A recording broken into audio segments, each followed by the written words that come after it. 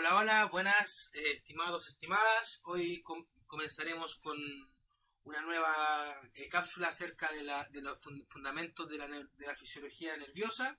Y una vez, bueno, ya entrando en materia, tenemos que saber que la fisiología nerviosa se resume en un bucle infinito de 3 pasos. Si se entiende esto, se puede entender cualquier patología neurológica.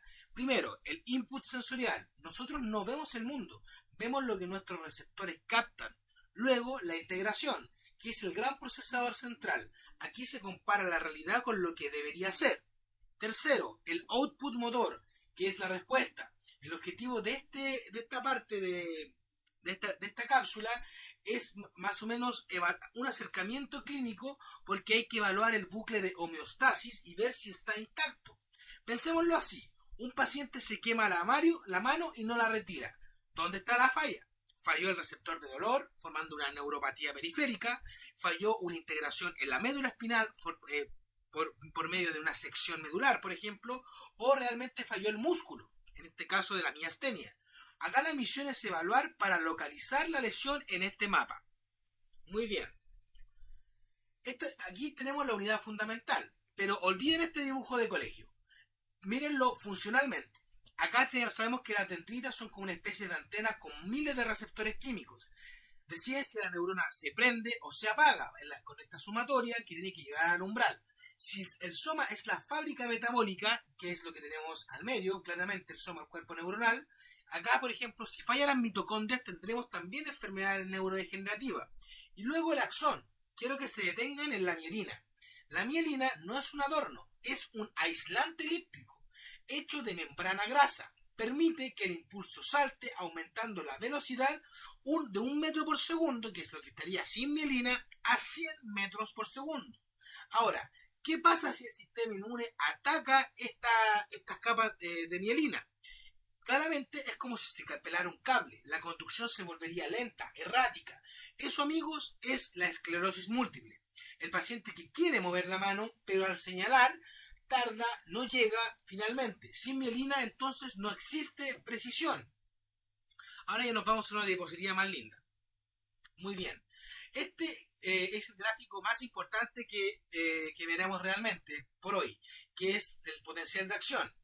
Es precisamente como el código binario del cerebro. Si no se entiende esto, no se puede entender la epilepsia, ni la anestesia, ni las arritmias. El interior de la neurona sabemos que es de un negativo, de menos 70 milivoltios. ¿Por qué? Porque está cargada de potasio y de proteínas negativas, ¿cierto? Y el disparo acá ocurre en 3 actos. Primero, tenemos la despolarización. La despolarización, donde llega un estímulo. Si el estímulo es débil, solo sube a menos 60 milivolts, no va a pasar nada. Pero una vez que llegamos a un estímulo umbral de menos 55 milivolts, se van a abrir las compuertas. ¿Cuáles son las compuertas que se abren acá? Los canales de sodio. ¿Y cuáles canales de sodio? Los dependientes de voltaje. Se abrirán masivamente. El sodio positivo entonces entra como una especie de incluso de avalancha, llegando a un voltaje positivo de más 40 milivolts. De menos 70 pasa a más 40 milivolts, dependiendo de algunas otras cosas, pero eso en general. ¿Qué sucede después? Esta repolarización, donde ya en más 40 milivolts los canales de sodio se cierran y se abren los canales de potasio. El potasio va a salir de la célula llevándose consigo su carga positiva, y el voltaje va a quedar en picada, incluso una zona menor a la del potencial al estado de reposo. Y este silencio, que se llama acá, que es muy importante de saber, es el periodo refractario. Fíjense en esta parte de la curva de abajo. Esta es la hiperpolarización. La neurona queda más negativa que al principio. En este momento es imposible que vuelva a disparar. Esto es muy importante, ya que obliga a la señal a ir solo en una dirección. Si no existiera este periodo de silencio, sus pensamientos, por ejemplo, podrían haber conexiones podrían haber sinapsis en dos direcciones y causar una especie de cortocircuito. Bien, ahora nos vamos directamente a los neurotransmisores. Sinapsis y neurotransmisores. Acá la señal eléctrica llega al final del axón, ¿cierto? Pero las neuronas no se tocan, eso es lo que sabemos desde Ramón y Cajal. O sea, hay un abismo entre ellas, la hendidura sináptica. Acá la electricidad se va a transformar en una señal química. Se liberan vesículas con neurotransmisores y aquí está la clave de la farmacognosia y farmacología psiquiátrica y neurológica, que es precisamente la química de los neurotransmisores.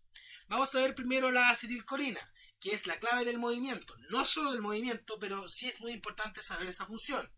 Si bloqueo sus receptores, voy a obtener una parálisis, como en el caso del curare. Si se mueren las neuronas que la producen en el cerebro, aquí incluso hay otra enfermedad asociada que es el Alzheimer, que es la muerte de las neuronas colinérgicas o que presentan acetilcolina como neurotransmisor. Luego, la dopamina. La dopamina no es solamente placer, también puede ser coordinación motora, y no es placer en sí, sino es la perspectiva antes del placer, es como antes de que se produzca. Cuando falla la dopamina se producen enfermedades como el Parkinson, que esencialmente, y que es lo que significa que prácticamente se secó la especie de reservo de dopamina en los ganglios basales. Sin dopamina el movimiento es rígido y tembloroso, así que no solamente la asocian o las relaciones con el placer. Por otro lado, el GABA. El GABA es el principal inhibidor. Es la especie de... que lo que logra es... cuando el GABA es como una especie... Cuando se estimula, es una especie de tranquilizante neuronal del cerebro. Y cuando se ve afectada con algunos fármacos como el clonazepam o el alcohol que alteran el efecto del GABA. Estos son algunos de los neurotransmisores que veremos, porque los vamos a ver uno a uno. Ahora, la arquitectura, el sistema nervioso central y el sistema nervioso periférico. Vemos entonces la macroestructura.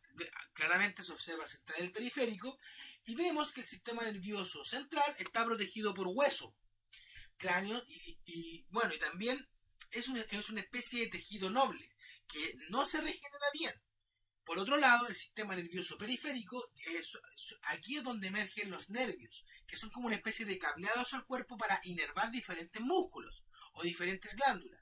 La distinción de acá es vital. Si un paciente tiene debilidad en la mano, es porque se dañó, por ejemplo, el nervio radial que tenía en esa mano, o porque tuvo un infarto en la corteza motora del cerebro. Si la lesión es periférica, el tono muscular baja. Si la reacción es central, el tono muscular suele aumentar, lo que se llama espasticidad. Por eso es que el cerebro deja de controlar los reflejos. Aprenderemos entonces a examinar esto en algún momento con el examen físico. Ahora, el arco reflejo. Si hablamos de velocidad pura, el arco reflejo es prácticamente la única conducta que ocurre sin cerebro. Miremos el esquema. El estímulo golpea en este caso el tendón rotuliano. La señal va a viajar a la médula y va a volver al músculo para contraerlo. El cerebro se entera después de que la pierna ya se movió. Por eso es que es un tipo de reflejo monosináptico. ¿Por qué se evalúa esto? Porque nos dice prácticamente cómo se encuentra este cableado básico. Si golpeo la rodilla y no pasa nada, eso se llama arreflexia, el cable periférico está cortado.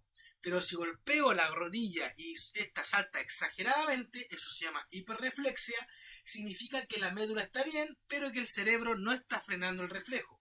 Es una alerta de un daño en la vía central. Bien, ahora, respecto al sistema nervioso autónomo. Este es la especie de piloto automático que nos mantiene vivos. Por ejemplo, este es el sistema que mantiene a las personas funcionando incluso aunque estén en coma. Es una especie de balanza entre dos fuerzas que están de forma muy a grosso modo están confrontadas. Tenemos el sistema nervioso simpático de lucha o huida, como comúnmente se le denominaba. Por ejemplo, vamos a poner un caso. Imaginen que nos asalta. ¿Qué es lo que sucede? Las pupilas se dilatan para ver el peligro, el corazón va a bombear más sangre, se va a poner taquicárdico, va a aumentar la frecuencia cardíaca y va a bombear sangre a los músculos, los bronquios se van a dilatar, se van a abrir y la digestión se va a detener. Esto es lo que sucede comúnmente pero esto cuando el simpático predomina, pero es un constante balance, porque no siempre estamos totalmente bajo el efecto del simpático y no siempre del parasimpático, pero es importante que noten sus diferencias. ¿Por qué? Porque el sistema parasimpático, por otro lado, es cuando el peligro ya no está presente, es un estado incluso de descanso y de digestión, como se dice. Acá quien toma el control es principalmente el nervio vago. Aunque hay otros núcleos que son parasimpáticos, la aplicación clínica es que muchos fármacos imitan o bloquean esto. Por ejemplo, la atropina bloquea el parasimpático, por eso se usa para acelerar el corazón en una bradicardia. Entonces lo que se hace farmacológicamente es manipular esta balanza. Ahora, respecto a los ciclos circadianos, durante años se pensó que dormir era apagar el cerebro, pero claramente los científicos se dieron cuenta que esa es una idea errónea. El sueño es un proceso activo de limpieza. Existe un sistema que se llama el sistema linfático, de glía, no de linfático, sino que de glía, linfático, que se activa por la noche. Las células gliales aquí son capaces de contraerse y permitir que el líquido cerebro-raquídeo, cerebro-espinal, como se le llame, lo que haga es una especie de enjuague del cerebro, se recapten los neurotransmisores, se llevan las proteínas tóxicas, como por ejemplo el beta-amiloide que se produce naturalmente. Si un paciente tiene, por ejemplo, un insomnio crónico o trabaja unos turnos por 20 años, este tipo de higiene no ocurre eficientemente. Nosotros sabemos que la alteración del sueño es un factor de riesgo directo para desarrollar demencias, ya que dormir no es un lujo, es el mantenimiento neurológico preventivo. Ahora, me voy. Ahí está.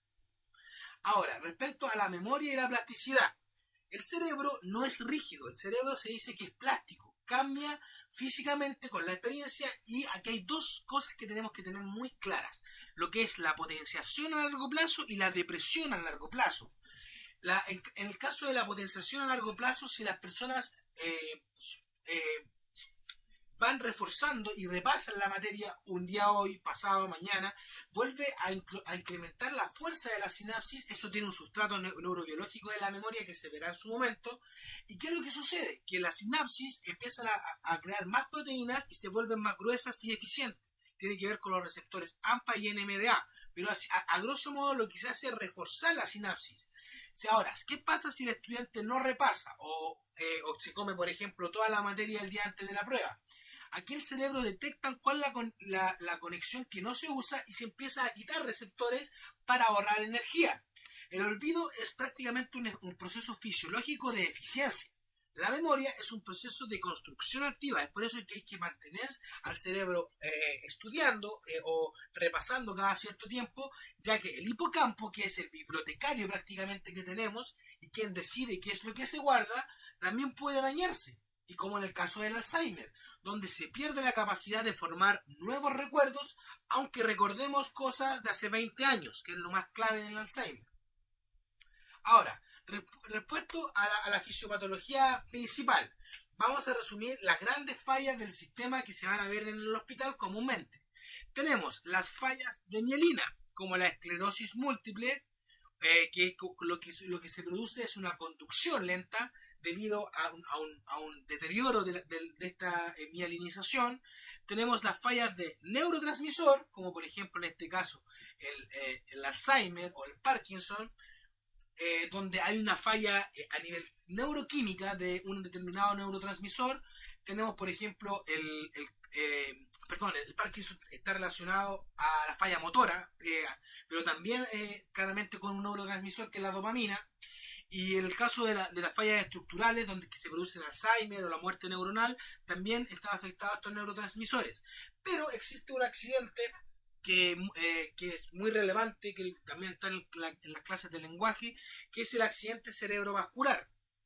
Acá lo que ocurre es que hay muerte neuronal, hay muerte súbita de un tejido porque no llega el oxígeno, porque se ve isquémico o hemorrágico, que lo que hace es cortar el flujo. Aquí, como vemos, cada una de estas fisiopatologías, que están muy en grosso modo, tiene una presentación clínica distinta, pero todos obedecen a los principios fisiológicos que acabamos de ver. Ahora, la evaluación clínica, que es importante. acá hay que tener una seriedad tremenda. Acá se llega al corazón de la futura práctica, que es en realidad cómo transformamos esto en un examen físico. Si no tenemos resonancia magnética para empezar, lo primero que se necesita es ojos y manos. El examen neurológico tiene 4 pilares fundamentales. Primero, el estado de alerta. Por ejemplo, ¿usted sabe dónde está?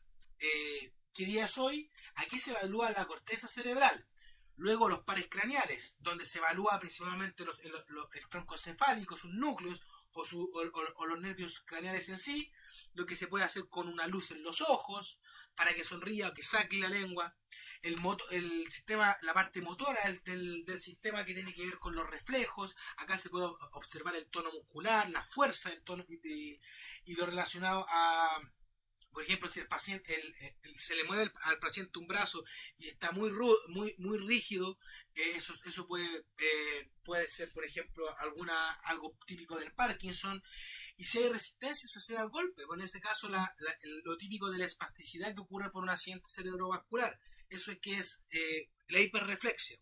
Sensitivamente, podemos usar un algodón, un alfiler y evaluar los diferentes dermatomas, que son los que se han visto en la anatomía. Por ejemplo, si el paciente no siente un pulgar, yo sé que puede ser la raíz nerviosa del segmento C6. Esto muy a grosso modo, porque ya veremos algo más elaborado. Bien, volviendo, también hay un diagnóstico más avanzado, que es cuando ya existen estos recursos como la resonancia magnética, la tomografía, el electroencefalograma, que el examen físico comúnmente da una hipótesis. Aquí la imagenología es la que nos da la certeza. Pero hay que saber en este caso qué patología está asociada y bueno, saber qué es lo que pidió el profesional. Por ejemplo, el típico TAC, que es la tomografía computarizada, y algunos le dicen escáner erróneamente, pero el nombre es tomografía axial computarizada. Aquí lo que se utiliza son rayos X. Se pide por urgencia para ver una hemorragia o un hueso roto. Si llega un potencial accidente cerebrovascular, lo primero que se pide también es TAC para saber si hay alguna hemorragia antes de dar, por ejemplo, anticoagulantes.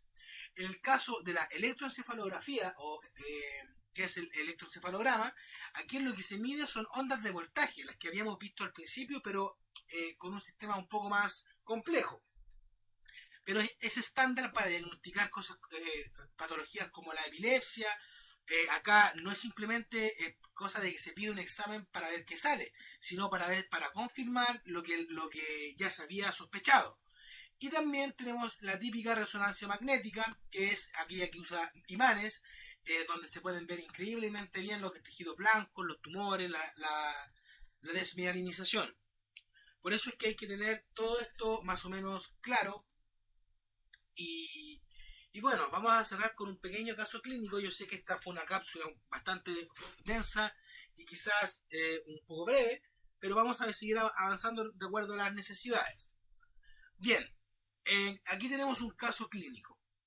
Tenemos un paciente de 65 años con olvido reciente, micrografía, que es letra pequeña, movimientos lentos y rigidez al vestirse. El examen, bueno, ¿qué es lo que significa en primer lugar cada uno de estos términos? Primero, ¿qué es la micrografía? Claramente su letra se empieza a achicar. La rigidez que presenta porque le cuesta, por ejemplo, ponerse una chaqueta.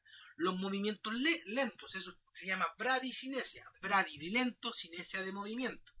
Y los olvidos recientes, como por ejemplo el razonamiento es la rigidez y la lentitud nos pueden decir que hay un problema motor y en este caso extrapiramidal que está fallando.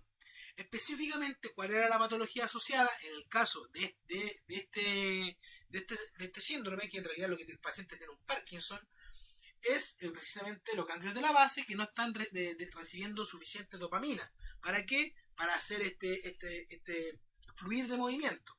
Esto literalmente te está hablando de un Parkinson, pero a ojo con los ojos cerrados, ojos olvidados. El Parkinson avanzado también puede generar demencia. Por eso es que